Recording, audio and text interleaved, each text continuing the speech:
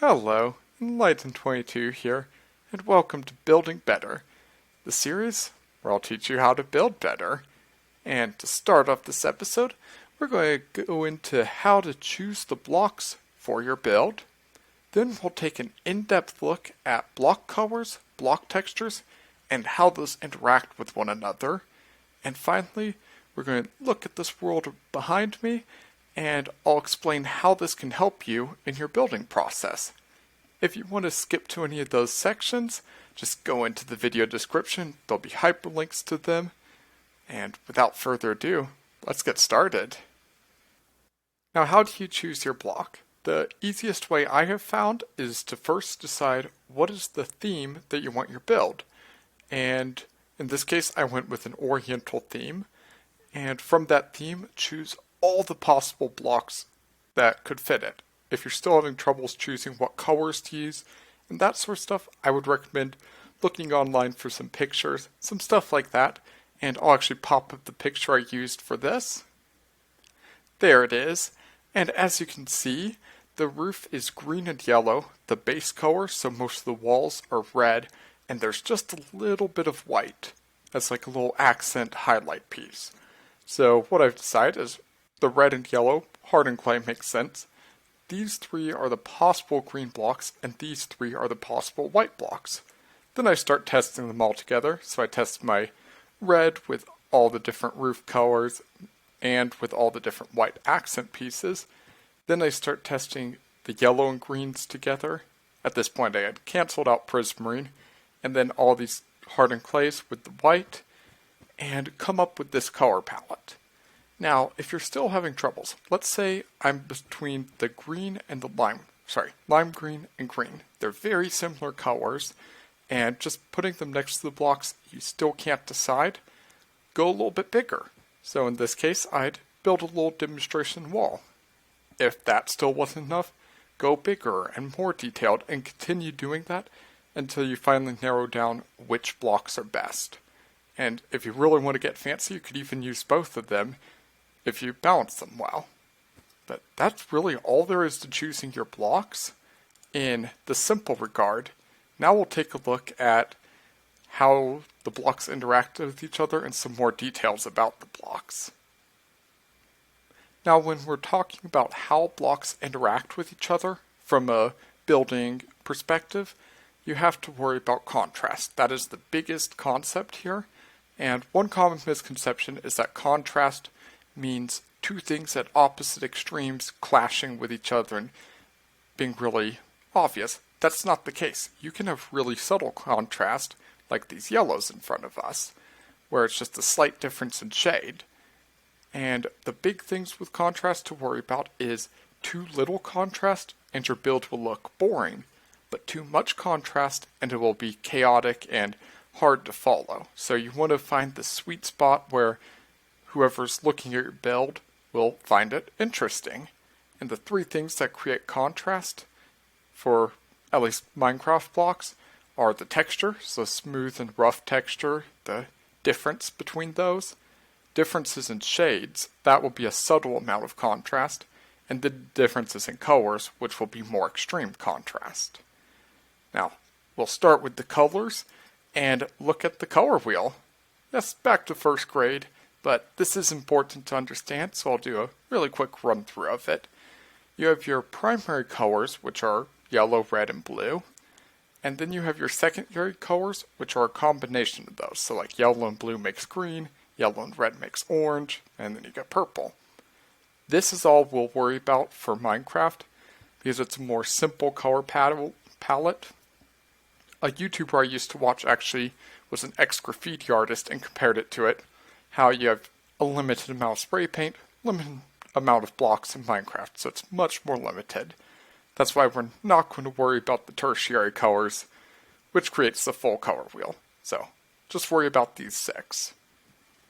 The other important thing to note about this is the top half here are warm colors, while the bottom half are cool colors. Cool colors recede, aren't as interesting, are more calming effects. Now, I highly discourage building something purely out of cool colors Because if you've ever seen, there might be a ice castle in Minecraft that's really well designed, has great shape to it, great architecture, but it's all blue. So it's relatively bland feeling because it's just all one cool color. All the warm colors are a little bit more exciting, so you can make something that's all red and orange, and it will probably look pretty good. Now, complements are important to note as well. That's opposite colors on the color wheel, so like purple and yellow, orange and blue, green and red. Big thing to note with complements, they create a lot of contrast. So like I said before, too much, and it's going to be really hard to make your build balanced and look good. But in small detail points, it will look amazing. While like flags, a flag having some really severe contrast is good because it's a nice focus point, it brings interest to your build. Same with something like a merchant stall. And now this is where most of Minecraft comes into play, because most of Minecraft's blocks aren't super bright and colorful. They're shaded, tinted, or toned, which shading is when you add black to a color, make it darker.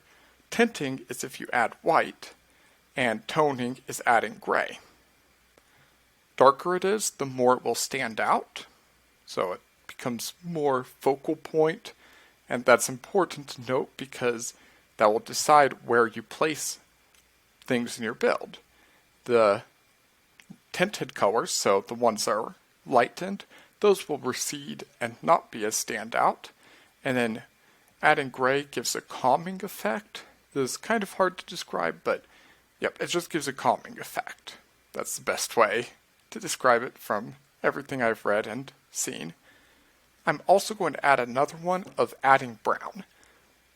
This basically creates a dulling effect, and it makes your colors more moderate. It makes it blend in with other things without being as much contrast. Now, browns and grays are big because they're very moderate colors, and because of that, they work with anything. As you can see here, the gray and the brown works with all three of our colors.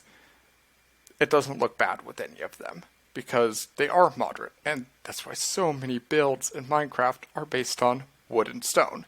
These are just easy to make look good and easy to get balanced where it doesn't look chaotic but stays interesting. Going off of it, this is just an example. If you tint yellow or add white, it becomes tan. If you add brown, it becomes more dull, like this yellow.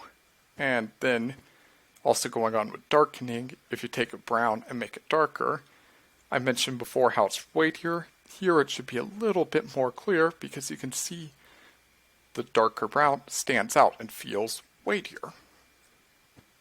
Then over here we also have prismarine. This isn't the only block, but I think it's the best example of this. You do have to note that some blocks are comprised of tons of different colors, and that can create different effects. So this is like some light blue, some darker blue, even some purple. And that's why prismarine actually looks so good with orange, because because purple and orange are complements, but it's a subtle complement since there's just a little bit of purple here. Just a good thing to note. I felt like you should know it. The final thing for colors, these are the color guidelines. This applies to everything. This applies to Minecraft building. This even applies to like abstract art and normal art.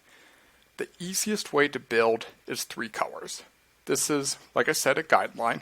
So you can make something out of 1 color that looks good. You can make something out of 10 colors that looks good. 10 colors, it's going to be really hard to make it not look chaotic. 1 color, it will be really hard to not make it look boring. So the general rule is use 3 colors, and with that you'll have a primary color, a secondary color, and accent color. In this case, the primary color is gray. It's just the bulk of your build, it's the base of it. Your brown will be the secondary color. It's sort of your outlines your build, gives some interest to it. And then the final third color is the orange. That's your accent color, and it does that just that. Accents your build, really makes it pop and makes it distinctive. That's one mistake I actually see a lot of people make, is using just gray and brown. I typically like to add a third color for that reason, to just give a little bit of interest and make it a little bit more distinctive. So now we've covered colors, so let's talk about our textures. We have three main textures. We have our rough textures, which are the chaotic, rough looking, smooth, which are smooth, and hybrid textures, which are sort of in between. They have some pattern to them, but also some roughness to them.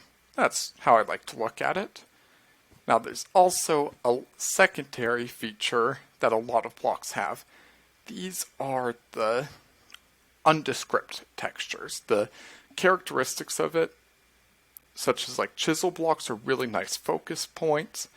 Andesite panels actually work really well as walls. Like it's little wall panels to add just a little bit of depth. Like you see this little shadow here, that just makes it pop out and feel like it's coming towards you just a little bit. Now these sorts of details, there's no really easy way to find them. My best advice, well, to create them initially, you have to be creative and just see it. I'm pretty bad at that, so the easier way to do it, I find, is just look at a lot of builds. I've gone onto Plot World servers, stuff like that, just flown around, looked at builds, and you start seeing these details and getting ideas. So learn from other people. That's my best advice for that. Going back to the three basic textures, rough textures go well with each other. Smooth textures go well with other smooth textures. Rough and smooth, as you can see here, just doesn't look quite as good. Now it is still possible, and I find the easiest way to make it work is give some logical reason behind it. In this example, the cobblestone is a nice foundation for the wall, the chiseled gives a nice brim to it, and because of that, your mind understands, okay, this makes sense to me, I understand why you have a transition between rough and smooth. Well, chisel is more hybrid, but you get my point, between rough and smooth. Well, if you just sort of interlace them randomly, it's a little bit harder to pull off, and you really have to worry about balancing it to keep it from being too chaotic or too moderate. As you can tell, the main thing to worry about here is contrast. Now, let's talk a little bit about this world and how it will help you. The world download is in the description, so you can go check it out. The red zone is obviously a tutorial. That's what we just went through. There's signs there to sort of walk you through it, but you won't get any more than what I just told you out of it. This yellow zone includes all the building blocks in the game. I like this to have a couple things. One, I have here a few notes about it, like what type of texture, what color it is, and if there's any other useful information, like secondary features about the block. And the couple nice things about it is sometimes nice being able to look over and be like, oh yeah, I hadn't thought about building with bedrock, or be able to see different blocks that you wouldn't normally look at. The other really good feature of this is if you want to test out resource packs, start up this world, start testing out switching between resource packs, and you can quickly see all the building blocks. And that actually brings us to our green zone, which is all the decoration blocks. This is pretty much purely for testing out resource packs, like I said. So just switch between them, check them all out. Over here is the purple zone, and this has all the blocks ordered in two different ways. So they're all by color. And in this one, this set on the left, it's by how strong the color is. So like these ones down here are real yellow. These up here are very little bits of yellow. And same idea here, very white, somewhat white. So how sort of strong that color is. Here it's by the darkness. So this is very, very dark red, while this is light red. This is bordering on pink. This is very light gray, very dark gray. That's how that's set up. Just a nice way, a different way to look at all your blocks. And finally, there's just our little spawn. Nice looking place. Finally over here, I have set up what I was showing you with all the different, well, not all the different, but a couple different blocks, ideas, like sets of blocks, and I am planning on adding some more block sets in the future, so that hopefully you can come here and be like, I want to build something but I'm not sure what, and you can look and get an idea for a theme and have some blocks pre-picked for you to do your building. That's all I have for you today, but I would love to hear your feedback, so leave that in the comments, anything about what I could do better for this world, what I could do better for the recording, or any questions about what I was explaining, because I do plan on making some more of these. I want them to be as good as possible for you guys. Happy building, and thanks for watching.